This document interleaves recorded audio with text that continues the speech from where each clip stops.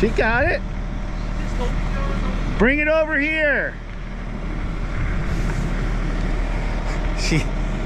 She was actually trained in on how to run a payloader like 5 years ago in Shippensburg, Pennsylvania at the Volvo plant. So it's been a bit since she's driven one. She's actually a registered nurse, not a loader operator.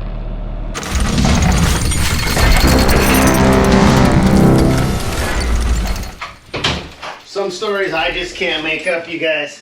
I was loading up my equipment on a job site when the concrete guy that was working directly behind me went bat crazy. I mean, this guy got violent. I watched him go off on 2 of his employees with my jaw dropped until I realized I was next in the firing line. Meth makes people do some crazy stuff, and I think this guy had to be doing meth, crank, crack, I don't know, you name some drug that has 4 letters in it, and he had to be on it. But I'm getting a little bit ahead of the story. Let's head north. Zach is stacking some wood, and I'm going to tell him the rest of this story, and then I'll finish it with you guys. But let's head up there right now and see how he's doing. Slow but steady, right? All right, good morning, everybody. Oh, it's too early. I don't want to be up, especially on a weekend, but we got snow coming, and now we got to get this load stacked up into this, and then if we run out of room, I got some more room back here where I've been stacking stuff as well. So stack some up here, back here. Run out of room because you don't want to make these too high, because then if you have it too high, then it's dangerous for you to come get it. Trust me, we stack up all of our wood, and you get up really high, it's really dangerous. You got to hook onto something with like a pike or something and then pull it down, and then hopefully you don't get collapsed on top of, which is very dangerous because wood is heavy, and some of those big ones, you don't want them land on your foot. Trust me, it hurts. So I'll probably only go up probably another, about where my hand is, from here to here, probably another 2 feet. It is what I would feel safe. If for some normal person just who doesn't handle wood constantly and all that other stuff, knows the dangers, to be able to comfortably grab it and not get hurt. So yeah.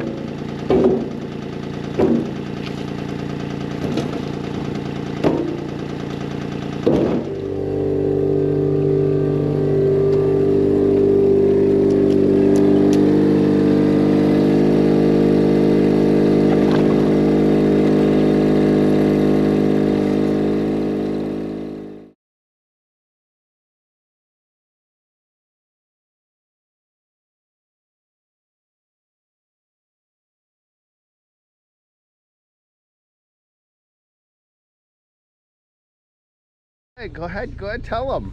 He wants the tattle.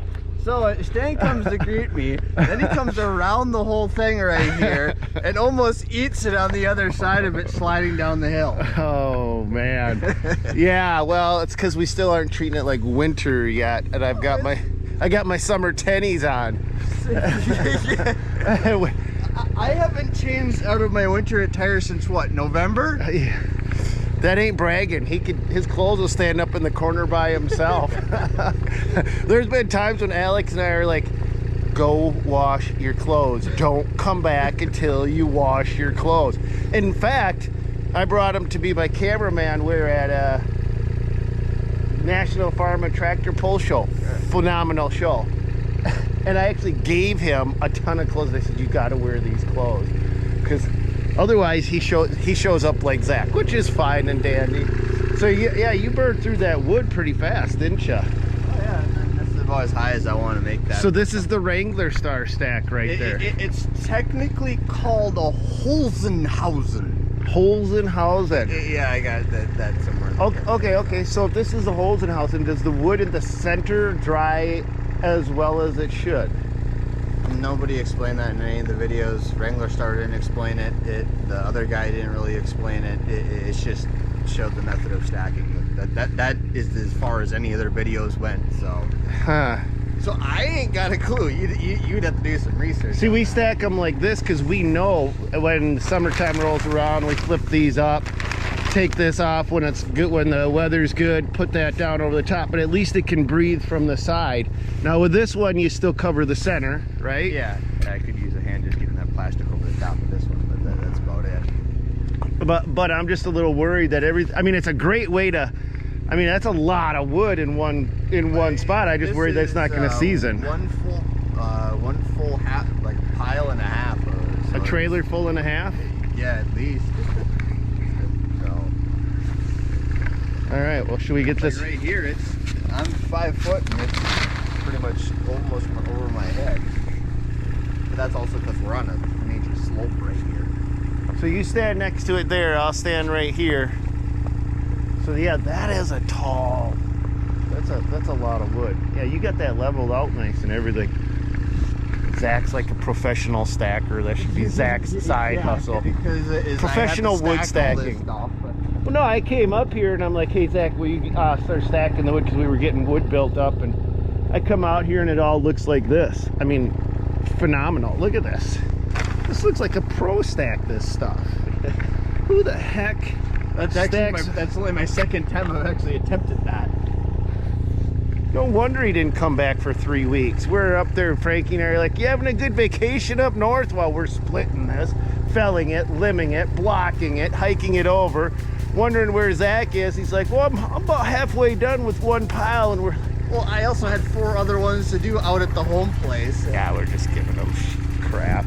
But I hope you guys have a good team that you can give crap to. I hope you have a team that you guys can have fun with and enjoy life, because I'll tell you straight up, if you work where people are assholes, it ain't worth working. I remember one time I was out at a concrete site, and this concrete contractor that was an older dude, and he had 2 young bucks with him, and he was flipping out on them. I have never seen it. I legitimately stood like with my back to him, and he was right there where the wood pile is, just freaking out, and I'm just like, holy crap, the guy was having a mental breakdown.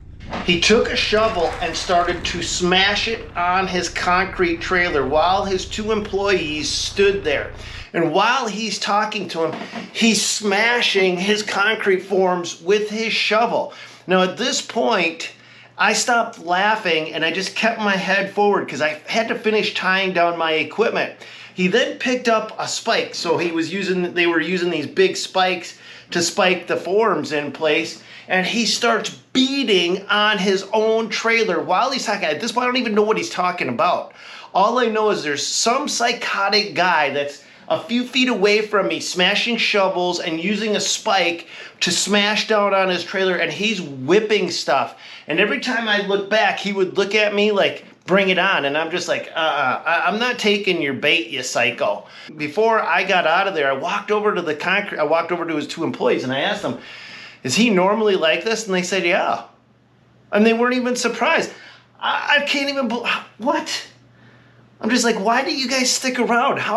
You can't be treated this way. I don't know, I'm talking to you guys. I mean, have you ever seen somebody go absolutely unstable nuts on a job site, especially a boss?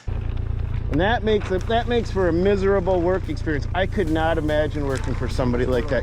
It's different being crabby once in a while, but being a complete head to people, no, that ain't it. All right, Can I pull? I can pull more. Yeah. You got it. Well, while we stack, we got a little bit left to stack. We got a little bit left to cover. We got a little bit left to do. We'll let you guys get on with your little bit of whatever you got going on. I hope it turns out awesome for you. And That's all I gotta say on this one. So God bless you guys. Go get them, and we'll see you guys on another one.